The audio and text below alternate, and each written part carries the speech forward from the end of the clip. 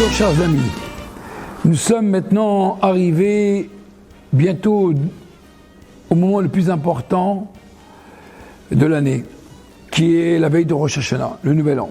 Et tout d'abord, je voudrais vous souhaiter à chacun, à chacune, une Ktiva Vechatima Tova, une bonne année douce, que chacun, si qu'il demande, Dieu lui donne dans la largesse, santé, prospérité, enfants, mariage, réussite dans tous les domaines. Et que Bezrat Hashem, on espère que nous rentrons réellement, pour une fois pour toutes, dans une année où il y a le Mashiach, on pourra l'accueillir. Nous sommes maintenant à quelques jours de Rosh Hashanah, comme nous l'avons dit, et nous savons très bien qu'à la période de Rosh Hashanah, pas que de Rosh Hashanah, mais de tout le mois de Tishri, c'est un mois qui est rempli de fêtes. Vous avez tout le mois d'Elul, vous avez Rosh Hashanah, vous avez Kippour, vous avez Sukkot, vous avez Simchat Torah et vous avez Shabbat Bereshit. Donc on va rentrer, si Dieu veut, vraiment dans une période de plus de 21 jours de fête, correspondant aux 3 semaines qu'on a vécues entre le 17 Tammuz et le 9 Av. Contrepartie, Dieu nous a donné 21 jours de joie. Ces fêtes-là sont divisées en deux. Vous avez Yamim Noraim, des jours redoutables, Rosh Hashanah Kippour, le mois d'Elul. C'est une période un peu angoissante, entre guillemets, puisque nous savons très bien que c'est des moments où on demande à Kadosh Baruch Hu, bien sûr, Dieu va décider réellement notre avenir. Et vous avez la deuxième partie qui est beaucoup plus sympathique, beaucoup plus joyeuse, c'est la fête de Sukkot, Zman Simchatenu, le temps de notre joie. Alors, il faut savoir que l'image qu'on peut donner à cela, c'est comme vous avez des quais de train, il y a des quais, des stations, et vous avez des trains. Et alors, on sait très bien que, si on réfléchit un instant, il y a, de la même manière que vous avez des trains qui vont direct, qui ne s'arrêtent pas dans les stations, qui vont très vite. Et vous avez des trains qui s'arrêtent à chaque station, comme les métros. Mais vous avez des trains, des TGV qui vont direct à la destination adéquate. Alors, de la même manière, pour pouvoir faire savoir aux voyageurs que le train va partir, évidemment, le responsable sur les quais va siffler. Les gens n'entendent pas. Il va siffler une deuxième fois. Les gens sont occupés à prendre leur bagage. Mais dès que le train il va commencer à démarrer, les gens vont commencer à se réveiller et dire « c'est sérieux, il ne plaisante pas, il va vraiment partir ».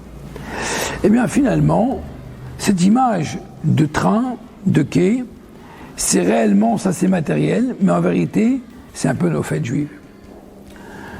Nous devons arriver de Rosh Hashanah, de Elul, tout le mois d'Elul, Rosh Hashanah jusqu'à Shabbat Bereshit.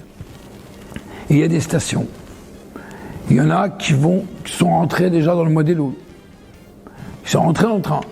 Il y en a qui sont rentrés que plus tard, Rosh Hashanah. Il y en a qui vont rentrer que Yom Kippour. Il y en a qui vont rentrer Sukkot. Il y en a qui vont rentrer à Simchat Torah et voir Shabbat Bereshit. Ça signifie quoi en vérité tout cela ? C'est qu'en vérité, la Torah veut nous apprendre que chacun a une forme de feeling, de sentiment. Nous savons très bien que Rosh Hashanah Kippour, c'est un peu une période un peu très difficile, très redoutable, de crainte, de peur. Et nous savons très bien que c'est des périodes de pleurs et d'amertume.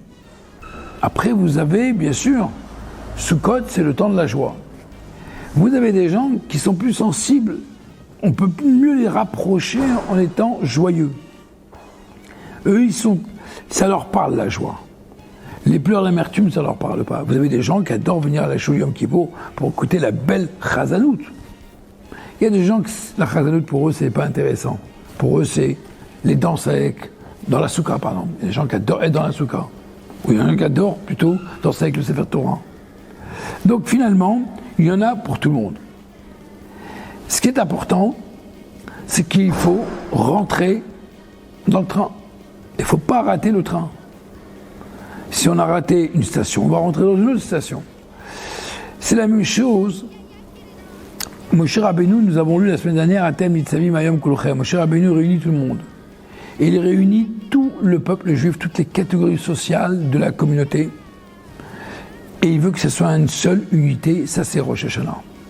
Nous avons également, pendant le mois de Elul, 10 sonneries. À Rosh Hashanah, on a 100 sonneries.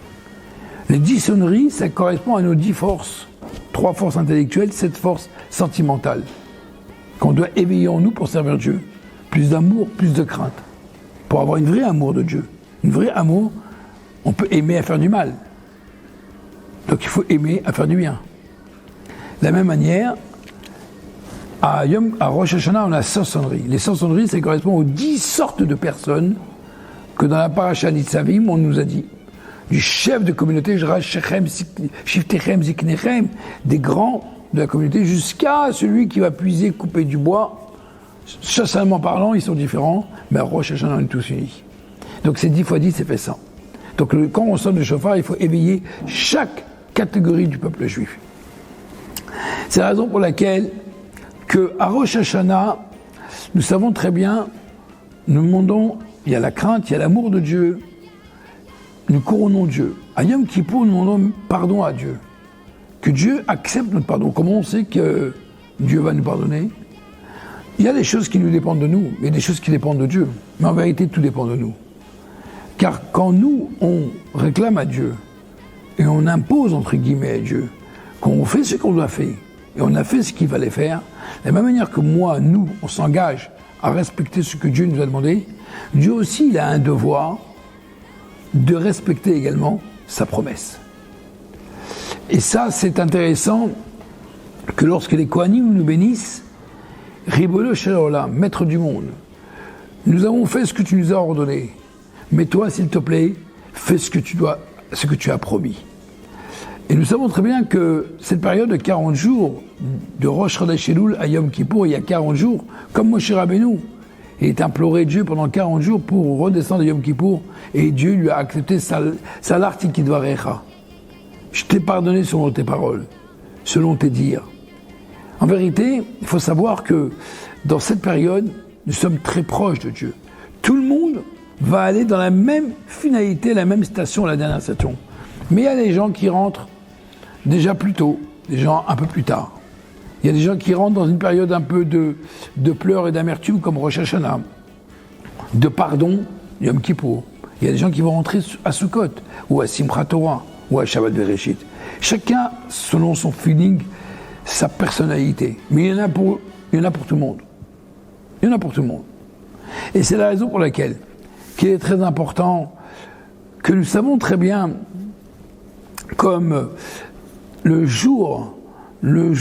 moment des fêtes est un moment important. Ce qui est le plus important pour Akadosh Baruch Hu, c'est qu'il voit ses enfants tous réunis à la choule ensemble.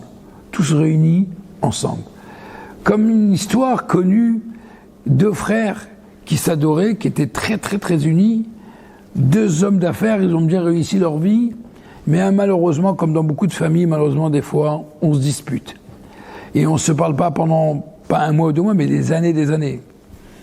Et on considère que c'est comme ça que ça doit être, que Dieu nous en préserve. Pendant des années, ils ne se sont pas parlé. Un des frères avait un mariage de sa fille, donc il l'a quand même invité. Mais le frère, lorsqu'il a reçu l'invitation, il a pris l'invitation, il l'a déchirée, il l'a jetée à la poubelle. Le soir du mariage, eh bien, il a enlevé sa cravate, il a mis son pyjama, il est parti dormir. Et le frère, jour du mariage de sa fille, et il n'était pas très joyeux. Le musicien l'a regardé avec un visage, qu'est-ce qui t'arrive? Comment je peux, moi, jouer de la musique quand celui qui me demande, qui me paye de faire la musique, il n'est pas heureux? Il dit, parce que j'ai un frère, et on s'est disputé, et on ne se parle pas pendant des années. Alors le musicien lui dit, est-ce qu'il habite loin? Il lui dit non. On va apprendre tous les musiciens, on va lui faire entendre une musique qu'il aime. Une musique que vous connaissez ensemble. Ils sont arrivés en bas de sa maison, et lui, avec son pyjama, il a entendu cette musique. Il est descendu, ça lui a beaucoup plu, ça l'a libéré. Alors le musicien lui dit, écoute, regarde, tu vas te libérer encore plus, mais à une condition, je vais te mettre un bandeau autour des yeux, et on va aller. Et tu vas pas demander où on va aller. Et ils sont allés à la salle des fêtes. Et c'est là où il a enlevé le bandeau, il a vu son frère, il l'a enlacé, il a pleuré, il l'a embrassé. Et il y a eu une très très grande joie. À un moment, le frère lui a dit, je suis très content que tu sois ici. Mais pourquoi es-tu venu en pyjama? La question est de savoir, il y a un moment ou l'autre, il faut rentrer dans le train. Donc on n'est pas rentré à Elul, on n'est pas rentré à Rosh Hashanah, on n'est pas rentré à Yom Kippour, on va rentrer à Sukkot, à Simchat Torah, à Shabbat Bereshit, mais dans tous les cas, c'est au début ou à la fin, au milieu, mais chacun y rentre à un moment. Donc vaut mieux rentrer au début, comme ça on rate pas le train et comme ça on profite de toutes les fêtes de Tishri. C'est la raison pour laquelle le mois de Tishri, les amis, c'est le moment où on prend de sauts de bénédiction. Il faut profiter de chaque instant, au moment de la prière, au moment des joies, au moment de la famille, prendre contact avec tout le monde, réunir la famille, réunir des invités et essayer de se réunir et de manière que les brachot, les bénédictions que Dieu va nous donner, il nous donne cette année, qu'on puisse les recevoir. Car les brachot, il y en a toujours. C'est le réceptacle qui est à négliger. C'est la raison pour laquelle qu'il faut se préparer à cela. Nous allons faire un long voyage et un bon voyage jusqu'à, si Dieu veut très prochainement, le vrai voyage à la venue du Mashiach. Shana Tova ou Metuka, que Dieu vous donne, que Dieu nous donne une bonne année, de bonnes nouvelles et beaucoup de satisfaction pour nos enfants, pour vos enfants et pour toutes les...